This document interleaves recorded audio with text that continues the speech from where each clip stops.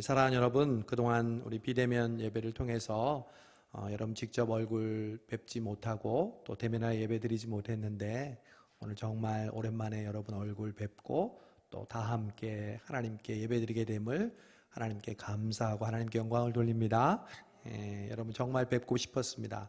여러분도 정말 예배 드리고 싶고 또 교회에 나와서 하나님께 찬양하고 기도하고 말씀드리고 싶었다는 것을 제가 압니다. 하나님께서 여러분 마음 아시고 오늘 예배를 통해서 우리에게 큰 은혜를 주실 줄로 믿습니다.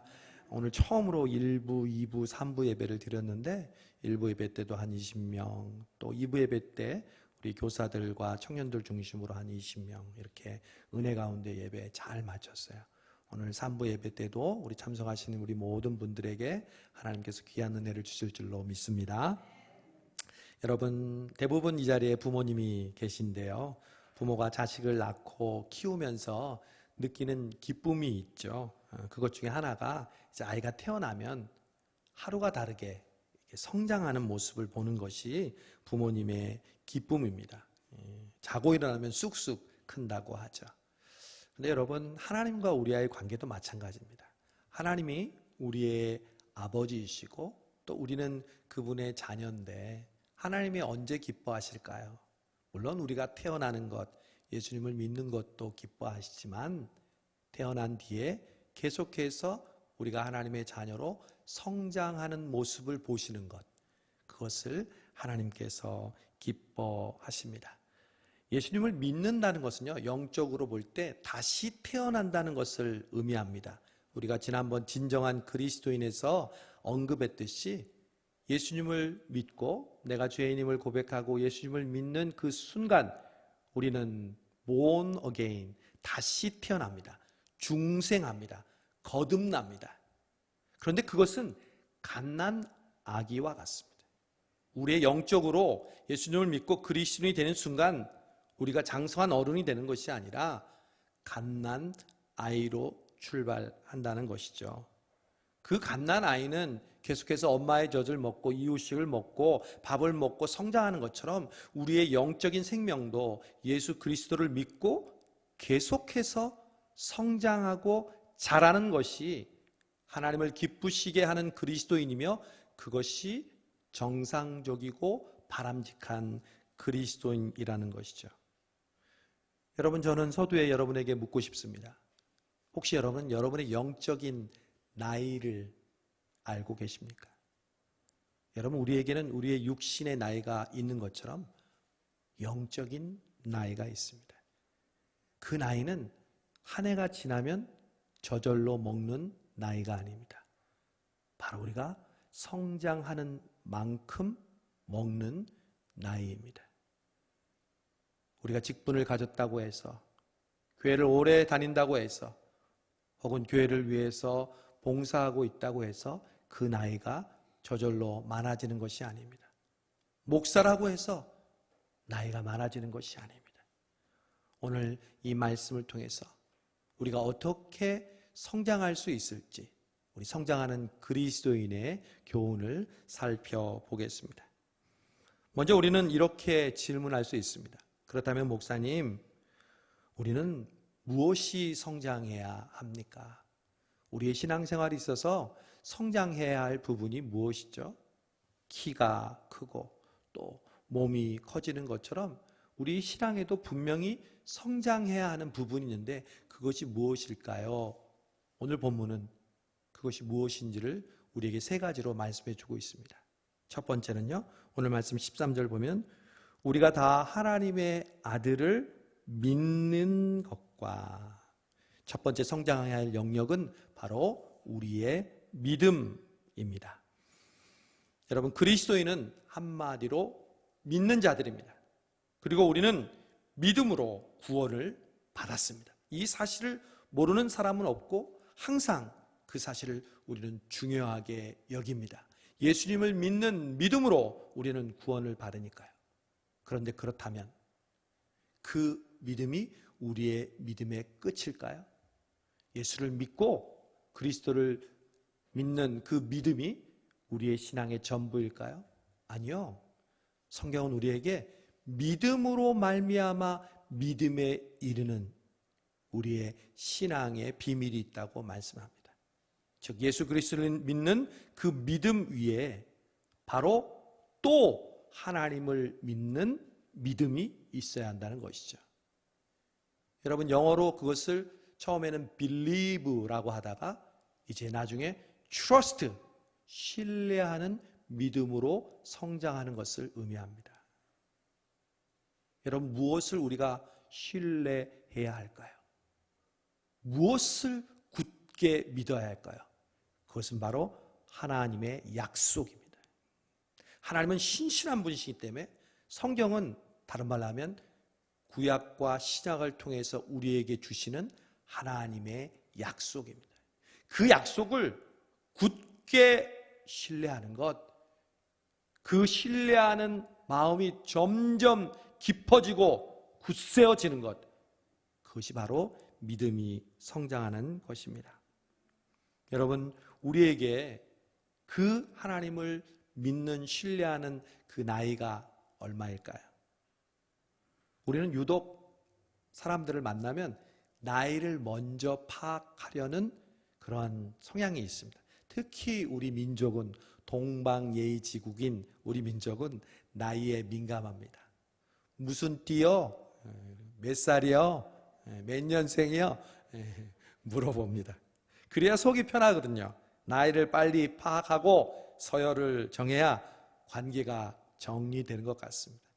90이 넘으신 분이 80살 보고 아직도 나이가 어리면서 뭘 하냐고 그렇게 얘기할 정도로 우리는 나이에 대해서 굉장히 민감합니다. 우리 젊은이들은 지금은 좀 덜하지만 그래서 같은 해에 태어나도 빠른 89, 느린 89 이러면서 일찍 태어난 곳과 늦게 태어난 달에 따라서 또 언니와 형과 동생을 나누기도 합니다. 물론 여러분 그렇게 나이에 민감해서 장점도 있어요. 왜냐하면 서로 금방 친해지잖아요. 그래서 곧바로 형님 그리고 곧바로 아우 이렇게 얘기하기도 하는데 그러나 또 폐해도 있습니다. 여러분 나이에 민감하다는 것은요 나이로 그 사람을 누르려는 마음이 은연중에 있다는 것이 우리에게 발견되어집니다. 마치 나이가 우리의 계급이나 우리의 권위의 상징인 것처럼 생각한다는 것이죠. 그래서 둘이 대화를 하다가 좀 기분이 나쁘면 당신 몇 살이요? 이렇게 물어보죠. 아직 머리에 피도 안 마른 것이 어떻게 그렇게 말을 하고 버르장말이 없이 행동하냐고 얘기합니다. 저는 이런 나이 문화를 완전히 부정하고 싶지는 않습니다. 그게 우리나라의 전통적인 문화고 또 예의를 대변하는 것이니까요. 그런데 저는 그 나이의 민감함을 우리 그리스도인들은 영적인 나이의 민감함으로 적용해야 한다는 것이죠. 아까도 말씀드렸듯이요. 우리의 나이는 한 해가 지나면 영적인 나이는 자동으로 올라가지 않아요. 나이는 작년인데 영적인 나이는 유아, 초등학교, 중고등학생일 수 있다는 것이죠. 여러분 우리는 어떻게 신앙에 걸맞는 나이로 성장할 수 있을까요? 내가 어떻게 영적인 나이를 잘 먹고 성숙한 그리스도인으로 성장할 수 있을까요? 저는 그 나이를 먹는 두 가지 비결을 나이테를 통해서 발견했습니다. 여러분 나무는 그게 몇 년생인지 어떻게 알 수 있다고 그랬죠? 이렇게 잘라보면 그 나무, 둥그런 나무 안에 동그란 나이테가 하나, 둘, 셋 이렇게 있는 걸 보고 아 이건 몇 년생이구나 알 수 있다고 그랬죠. 우리의 신앙도 마찬가지예요. 우리가 나무라고 생각하고 우리 자신의 삶을 딱 비추어 보면요. 신앙의 나이테가 나와요. 여러분은 나이테가 몇 개일까요? 어떨 때는 굵게 나이테가 그려져 있고요. 어떨 때는 희미하게 그려져 있을 수도 있어요. 그러나 우리 모두에게는 신앙의 나이테가 있어요. 그 신앙의 나이테는 언제 생길까요? 첫 번째, 깨달음을 통해서 나이테가 옵니다. 아, 나는 죄인이구나. 그게 첫 번째 우리 나이테의 시작이에요. 아, 예수님이 나를 위해 십자가에 박혀 죽으셨구나. 그리고 우리의 신앙을 시작하면서 예배 가운데, 기도 가운데 봉사하면서 하나님이 나를 이렇게 사랑하시는구나. 아, 내가 교만했구나. 아, 내가 더 하나님을 알아야겠구나. 아, 다른 사람을 용서해야겠구나. 아, 다른 사람을 위해서 내가 가진 것을 나누어야겠구나. 성경을 필사하면서 아, 하나님의 말씀은 이래서 나에게 소중하구나. 깨닫는 그 순간 우리의 나이에, 인생의 나이에 나이테가 하나 둘씩 생긴다는 것이죠. 여러분, 우리에게 그 나이테가 깨달음을 통해서 생긴다는 것은 매우 중요합니다. 항상 올해도 우리가 신앙의 나이를 성숙하게 우리가 먹기 위해서는 늘 깨달음이 필요합니다. 또 하나 나이테가 생기는 때가 있어요. 그것은 바로 우리에게 고난이 올 때입니다. 여러분, 고난은 우리를 성장하게 만듭니다. 그래서 아이들이 키 크면서 뭐라고 그래요? 성장통을 겪는다고 하잖아요. 고난은 신앙의 성장통입니다. 고난은 싫고 피하고 싶지만 우리의 성장을 위해서는 필수 조건입니다. 여러분, 성경에 하나님의 사람 중에 고난을 당하지 않은 사람이 있다면 저에게 이야기해 보십시오. 아무도 없습니다. 왜 하나님께서는 그들에게 고난을 허락하셨을까요? 아니, 고난의 현장으로 내모셨을까요? 그것은 바로 그들을 성장하게 하시려는 하나님의 깊은 마음입니다. 여러분, 그래서 우리의 삶의 고통은 절대 고통으로 끝나지 않습니다.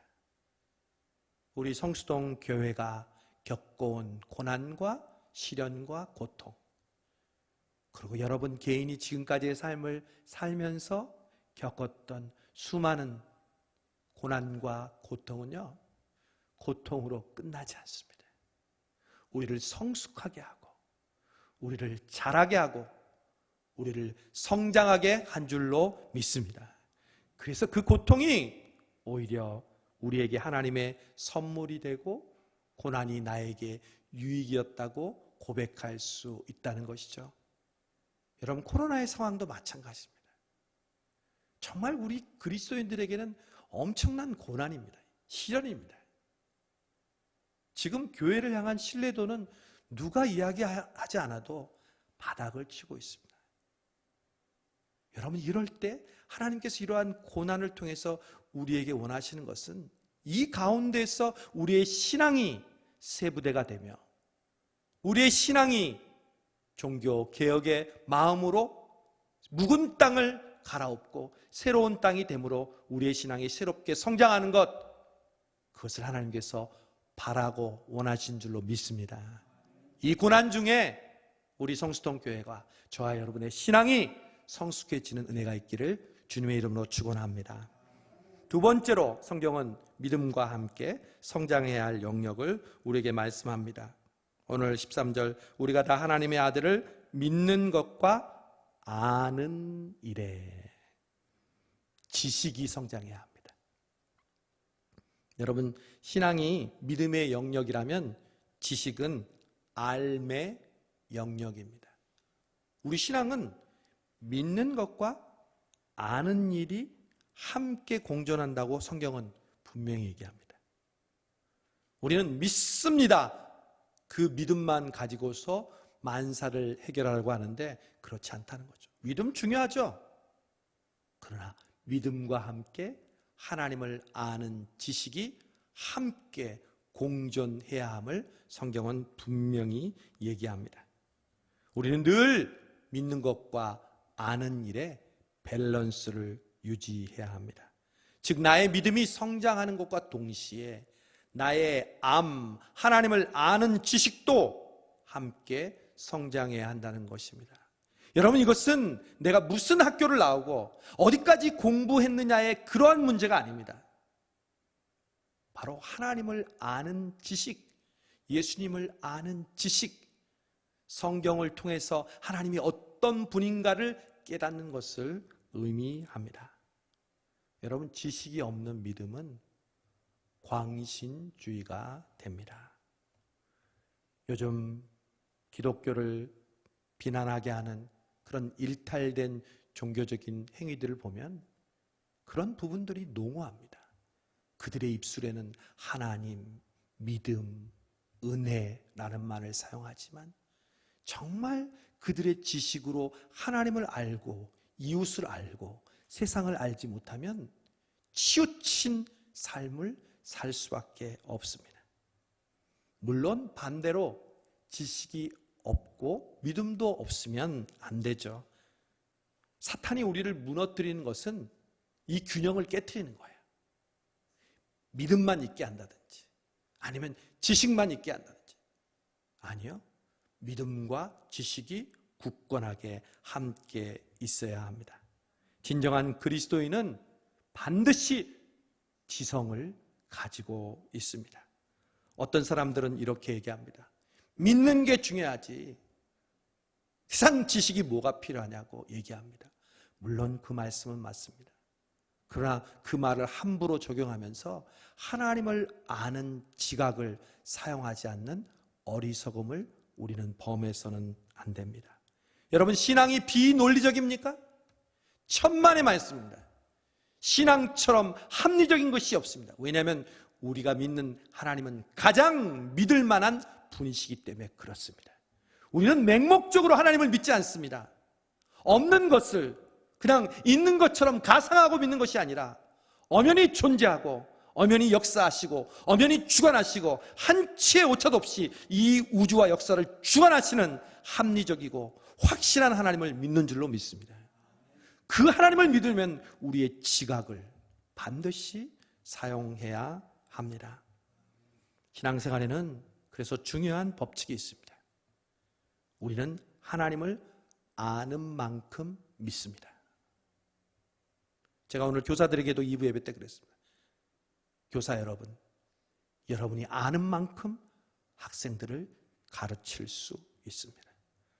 하나님이 어떤 분인지, 예수님이 어떤 분인지 내가 아는 만큼 아이들을 가르칠 수 있다는 거죠.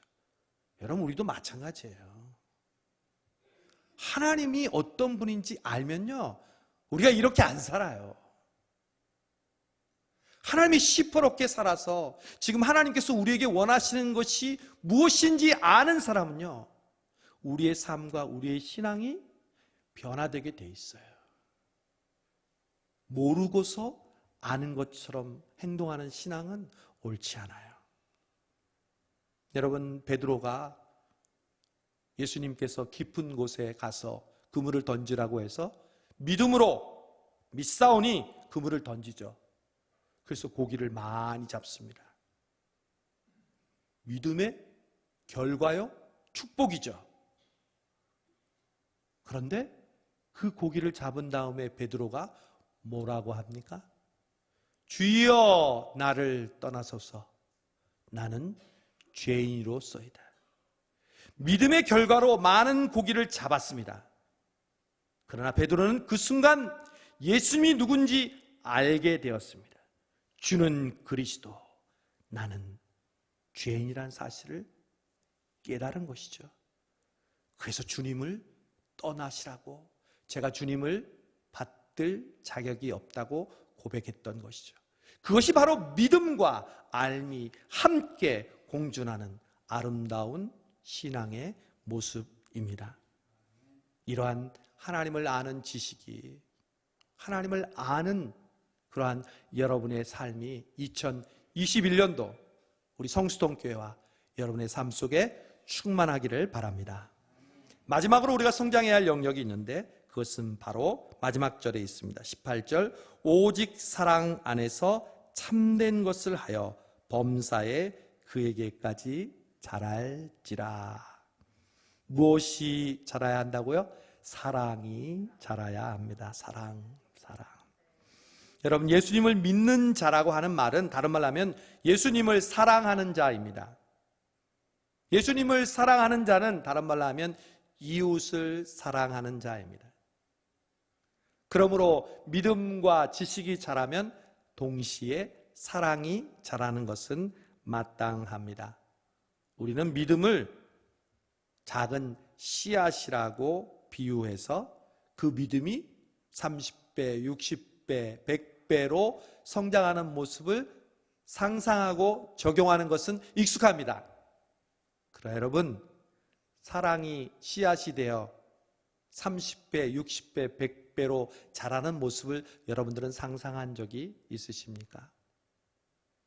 우리는 저 사람은 원래 사랑이 많은 사람이야, 저 사람은 원래 사랑이 부족해, 마치 사랑은 타고난 것처럼 결정된 것처럼 생각하고 나에게도 적용할 때가 많습니다. 아니요, 사랑은 자랍니다.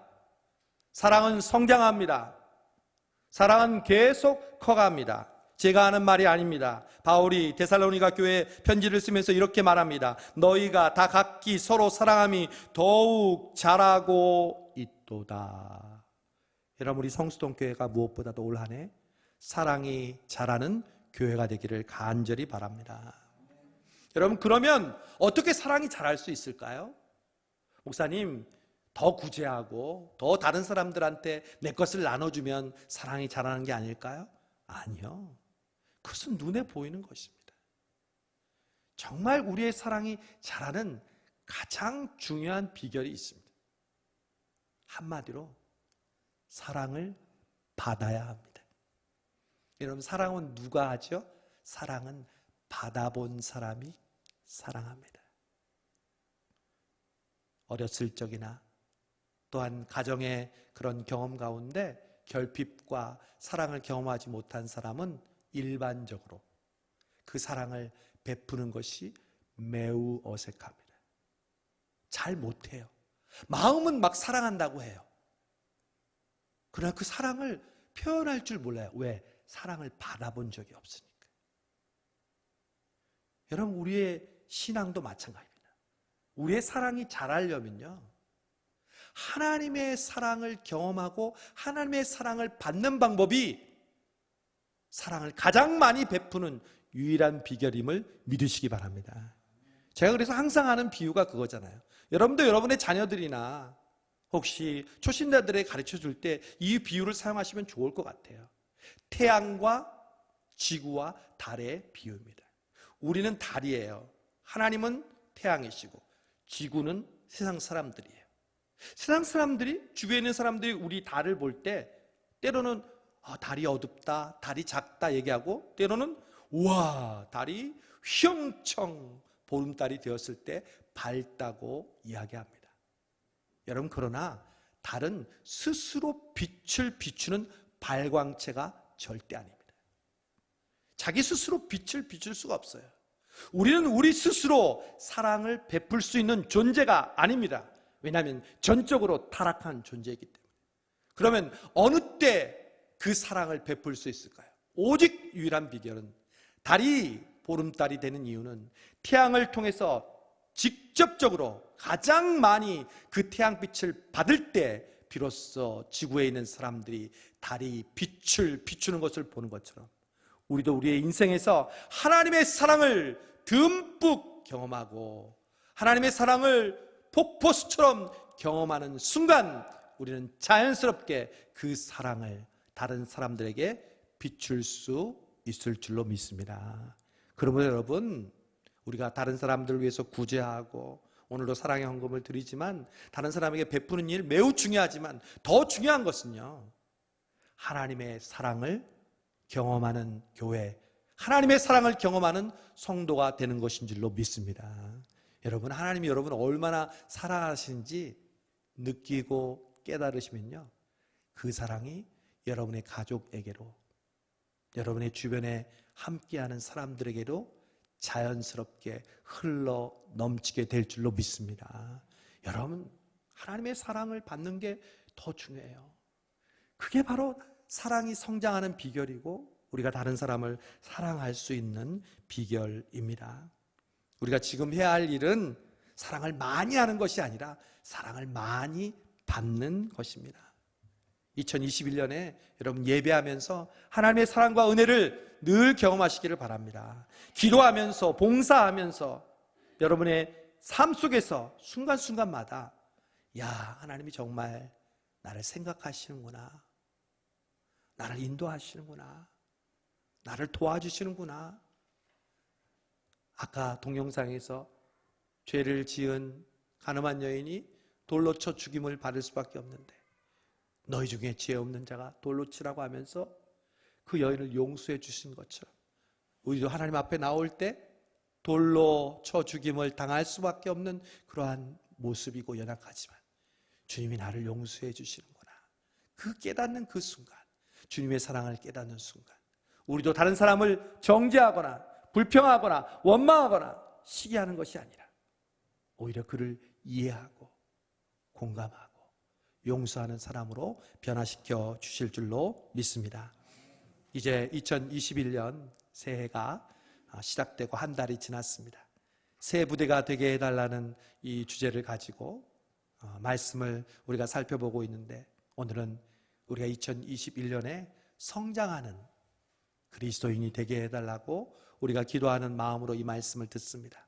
2021년 우리 성수동 교회가 우리의 믿음이 자라고 우리의 하나님을 아는 지식이 자라고 여러분의 삶 속에서 하나님으로부터 무한한 사랑을 받아 그 사랑을 베풀어 사랑이 성장하는 우리 모든 성도들 되시기를 주님의 이름으로 축원합니다.